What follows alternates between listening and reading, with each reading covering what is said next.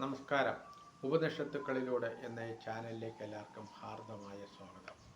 അപ്പോൾ ഇന്നലെ നിർത്തിയെടുത്തുന്ന ബാക്കി നമുക്ക് തുടങ്ങാം. Episode number 17. ഏറെ പ്രലോഭിപ്പിച്ചിട്ടും നീ കാമ്യവസ്തുക്കളെല്ലാം അവയുടെ അനിത്യവും അസാരത്വവും മനസ്സിലാക്കി ഉപേക്ഷിച്ചു. മിക്ക ജനങ്ങളും ആസക്തരായിത്തീരുന്ന ഇന്ദ്രിയ സുഖാദികളെയും നീ കൈക്കൊണ്ടില്ല. അവിദ്യയായ പ്രേയോമാർഗവും വിദ്യയായ ശ്രേയോമാർഗവും വിരുദ്ധ സ്വഭാവവും വിരുദ്ധ ഫലം ചെയ്യുന്നതുമാണ്. നചികേതസ് വിദ്യ പ്രാപിക്കാൻ ആഗ്രഹിക്കുന്നവനാണെന്ന് ഞാൻ അറിയുന്നു.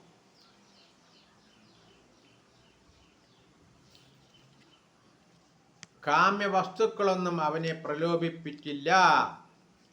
സ്വതവേ അറിവില്ലാത്തവരും എന്നാൽ പണ്ഡിതന്മാരെന്ന് അഭിമാനിക്കുന്നവരുമായ മൂഢന്മാർ കുരുടനാൽ നയിക്കപ്പെടുന്ന കുരുടന്മാരെന്ന പോലെ ചുറ്റിക്കറങ്ങുന്നു. ധനമോഹത്തിൽപ്പെട്ട് പ്രമോദം പറ്റിയ മൂഢർക്ക് പരലോകത്തെ സുഖത്തിന് പറ്റിയ സാധനങ്ങളൊന്നും അറിഞ്ഞുകൂടാ. ഈ ലോകം മാത്രമേ ഉള്ളൂ, പരലോകമില്ലെന്ന് വിചാരിക്കുന്നവൻ വീണ്ടും വീണ്ടും മൃത്യുവിനിരയാകുന്നു.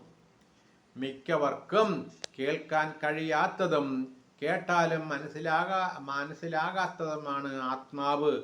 ഉപദേശിക്കാൻ കഴിയുന്നവനും ഉപദേശിച്ചാൽ മനസ്സിലാക്കാൻ കഴിയുന്നവനും ദുർലഭമാകുന്നു.